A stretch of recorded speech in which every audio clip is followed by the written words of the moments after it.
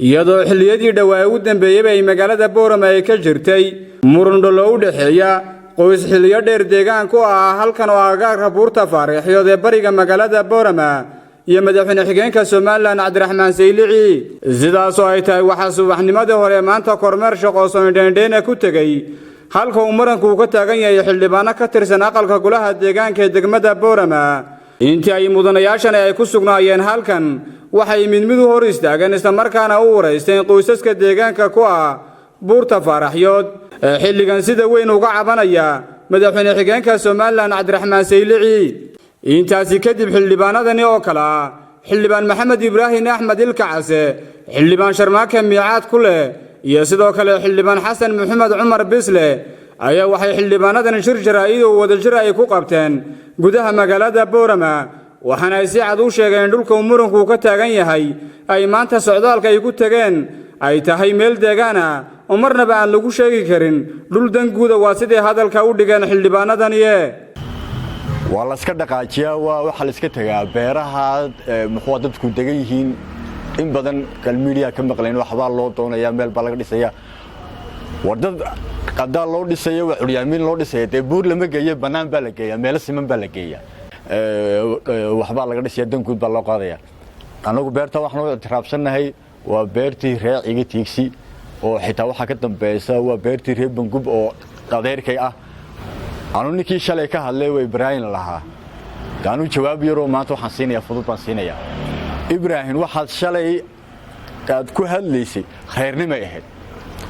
anna imika waxaan shirkan jaraa'id aan u qabtay waa khayrnimo in badan baan ka xishoonaynay in badan baan xishoonaynay waad gartay Soomaa oo inta laga hadlay war anagu hal taakana haday noqotona wallahi inuu ka bixinin beertu wallahi billahi talaan ku dhaarto waad gartay Soomaa horta meesha dadka guud horta leeyahay Ibrahim horta waa afarta beerood ee meesha ugu xareeyay horta waa reerka waa tolka wajibiyo isbaaskal oo aad baa taqaanaa shalay intaad media ka caystay baa dhul aanay jirin intaad geesaad tiri dhulkan anaga bixin war halka oo tolka yaala daadaan noo sheegay afarta beerood saa ugu xareeyay wala yaqaan qadeer waa reer Bangu muxuu ahaa waa reeciga waa reer barxad reer barxad boqorre deeyma daahir bil afarta beerood waa taqaanaa Ibrahim qadeer shalay wadigi lahaa anaga bixina maxamed case wuxuu halka uu ku leeyahay ma jirto adaa soo cadeysanay waa dhul anagu leeyna wajibiyoonisa cidii inta wixii ka dambeysana de waa la saarkii ninkii ay muxuu ahaa waxiniye leeyihiin halka kale aan oranaya anagana beeraha cid dambe oonu aan kala galayna waa ka gorta ma jirto Danguud oo anagu aanu garanayna ma jirto maanta waan tagnay wax wareysi badan baanu galnay muxuu ahaa dadku way noo sheegeen waxay yiraahdeen dantii guud anagu oo reeri mar horaan bixinay waad garsooma xildhibaan waxa weeye dantii guud ee lagu lahaa meesha markii la qaybinayay horta dhaxal baa loo qaybtamay markii dhaxalka loo qaybinayay wixii dan guud ahaa waa laga bixiyay maxay ahaydeen 500 oo iyo 50 mitir beebiskii waa ka soo maray dada beebiska in hareeraha laga soo dhawaan 5 iyo 20 mitir oo iyaduna isku talow ah ayaa laga bixiyay oo iyadana loo wada joogo la og yahay waxa kale oo inta dheer wadada laga soo saarayo taangiga oo iyaduna la og yahay inta mitir ay tahay annaga ayaa iyaduna bixinay oo wadadaasina waxay fuushaa taangiga biyaha intaan ka ogaana taasina waa ay taas raba wax weey wax dhul Danguuda idinku ma ka shirteen golo deegaan ahaan wali taa kama hadal wali kama hadal nugu tagnay xildhibaanka shalay hadlay oo runtii ka hadlayay arrimo badan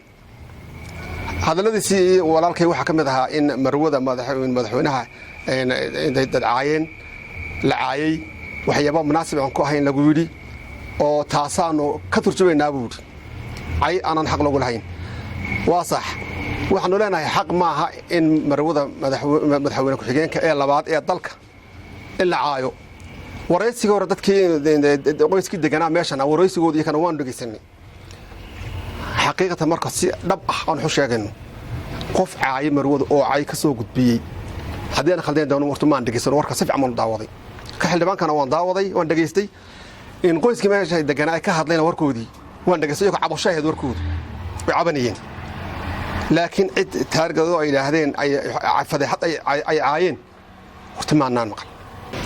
waxa weeye anagu hadii aanu nahay golaha deegaanka ee degmada Boorama laga soo doorto waxaan waa shaqadeedii waxaan isqabqabsigan iyo iska daba wareegan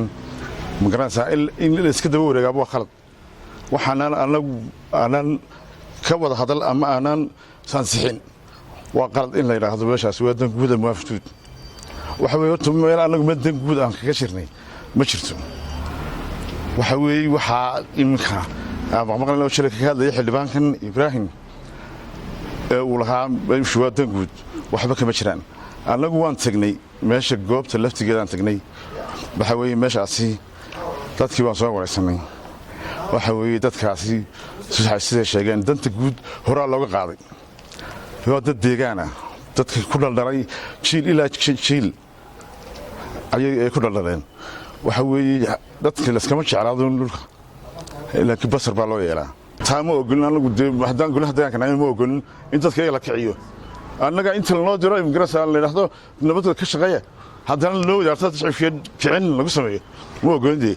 waa Imraan Xuseen Aadan wararka muqbaaya telefishanka caalamiga Star TV